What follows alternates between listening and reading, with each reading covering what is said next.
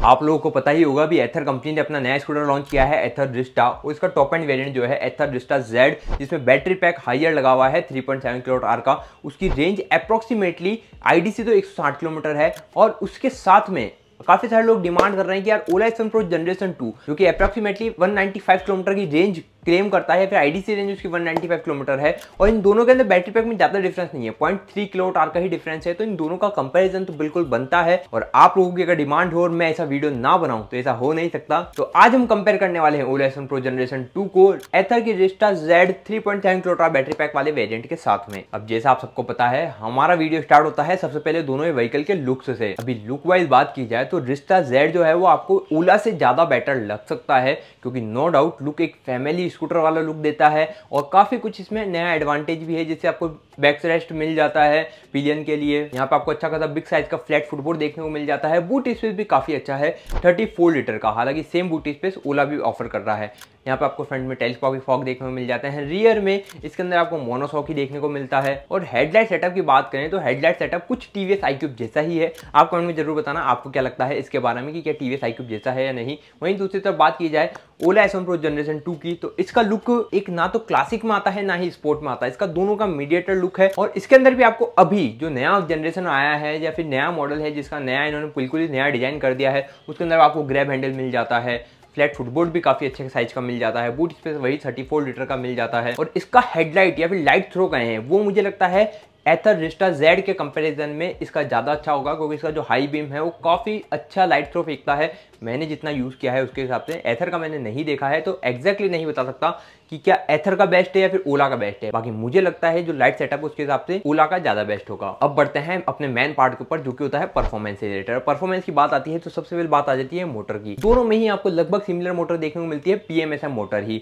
लेकिन पावर में डिफरेंस है जमीन आसमान का। क्योंकि रिस्टा जेड के अंदर जो आपको पावर देखने को मिलती है वो मिलती है 4.3 किलोवाट की ही पावर, लेकिन ओला एक्स1 प्रो जनरेशन 2 के अंदर आपको 11 किलोवाट की पावर देखने को मिल जाती है। और 0 to 40 जाने में रिस्टा को जहां लगता है 4.7 सेकंड, वहां ओला एक्स1 प्रो जनरेशन 2 को लगता है सिर्फ 2.6 सेकंड। वेरिएबिलिटी दोनों की सेम है 15 डिग्री की। फिर आते हैं बैटरी पैक के ऊपर, तो ओला एक्स1 प्रो जनरेशन 2 जो बैटरी पैक प्रोवाइड कर रहा है वो है 4 किलोवाट आवर का ही बैटरी पैक, जिसकी आईडीसी रेंज 195 किलोमीटर की है। और रियल वर्ल्ड में आके वो मुझे लगता है 160 के आसपास तो दे देती है, हालांकि कंपनी तो 180 बताती है। वहीं बात करें दूसरी तरफ रिस्टा जेड की, तो इसमें 3.7 किलोवाट आगे बैटरी पैक लगा हुआ है, जिसकी आईडीसी रेंज तो 160 है, रियल वर्ल्ड में आके अप्रोक्सीमेटली 125 किलोमीटर कंपनी बता रही है। अब जब बैटरी की बात आई है तो चार्जिंग टाइम की भी बात कर लेते हैं। दोनों में ही लगभग सिमिलर चार्जिंग टाइम लगने वाला है 6.5 घंटे के आसपास का, क्योंकि दोनों में ही जो चार्जर आता है उसमें भी ज्यादा डिफरेंस नहीं है। एथर रिस्टा 700 वाट का चार्जर देता है, ओला एक्स1 प्रो जनरेशन 2 साथ में जो चार्जर देता है वो है 750 वॉट का। दोनों की टॉप स्पीड की बात की जाए तो रिस्टा जेड की जो टॉप स्पीड है वो है 80 किलोमीटर पर आवर की ही,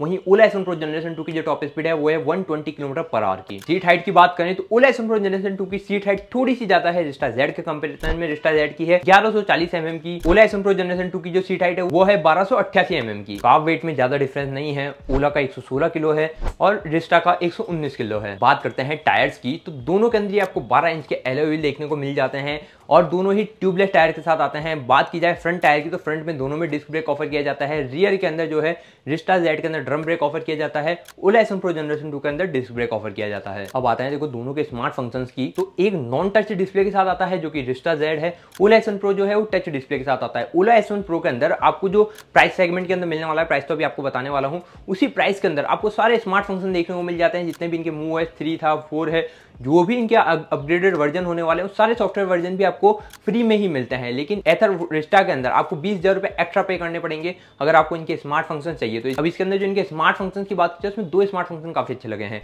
एक तो इनका मैजिक ट्विस्ट और दूसरा स्किड कंट्रोल, ताकि कोई जो स्लिप होने वाली दिक्कत आती है वो सारी सॉल्व हो जाए। एकदम व्हीकल के ऊपर आपने ब्रेक लगाया तो एकदम से स्लिप ना हो, आपका एक्सीडेंट होने के चांसेस कम हो जाए। बात करें वारंटी की, तो ओला एक्स1 प्रो जनरेशन 2 जो वारंटी देता है 8 साल 80,000 किलोमीटर देता है, रिस्टा दे रहा है 3 साल 30,000 किलोमीटर। लेकिन अगर आप इसका प्रो वेरिएंट लेते हो, प्रो पैक लेते हो, तो आपको एक्सटेंड वारंटी बढ़ जाएगी 5 साल 60,000 किलोमीटर। अब आते हैं फाइनली प्राइसिंग के ऊपर, तो ओला एक्स1 प्रो जनरेशन 2 आज तो 1,30,000 रुपए एक्स-शोरूम है, लेकिन अगर ये बढ़ भी जाता है तो 5-7 रुपए बढ़ेगा। वहीं दूसरी तरफ बात की जाए रिस्टा जेड की, तो रिस्टा जेड का जो प्राइस है वो ही 1,44,999 है, और अगर आप प्रो पैक लेते हो तो 20,000 रुपए और एक्स्ट्रा देने पड़ेंगे, तो 1,64,000 रुपए एक्स-शोरूम प्राइस हो जाता है, जो कि मुझे लगता है थोड़ा सा हाइयर है, या फिर ये कहें कि ये जो है मतलब एक ओवर प्राइस स्कूटर हो जाता है प्राइस सेगमेंट के हिसाब से। बात करते हैं किसको ओला लेना चाहिए, किसको रिस्टा जेड लेना चाहिए और इन दोनों के अंदर प्रो कॉन्स क्या है। तो बात की जाए पहले प्रोस की, तो ओला एस1 प्रो जनरेशन 2 के अंदर आपको एक अच्छी खासी रेंज मिल जाती है 160 किलोमीटर के रियल वर्ल्ड में। आपको काफी सारे स्मार्ट फंक्शन मिल जाते हैं, फ्यूचरिस्टिक सा डिजाइन मिल जाता है, फ्यूचरिस्टिक से फंक्शन मिल जाते हैं। बात की जाए रिस्टा जेड के प्रोस की, तो यहाँ पे आपको एक काफी अच्छा चार्जिंग इंफ्रास्ट्रक्चर मिल जाता है, क्योंकि इनके फास्ट चार्जर जो है वो 2000 से भी ज्यादा अवेलेबल है। तो आपको चार्जिंग इंफ्रास्ट्रक्चर काफी अच्छा मिलता है, आपको चार्ज करने में दिक्कत नहीं आएगी। 0 to 80%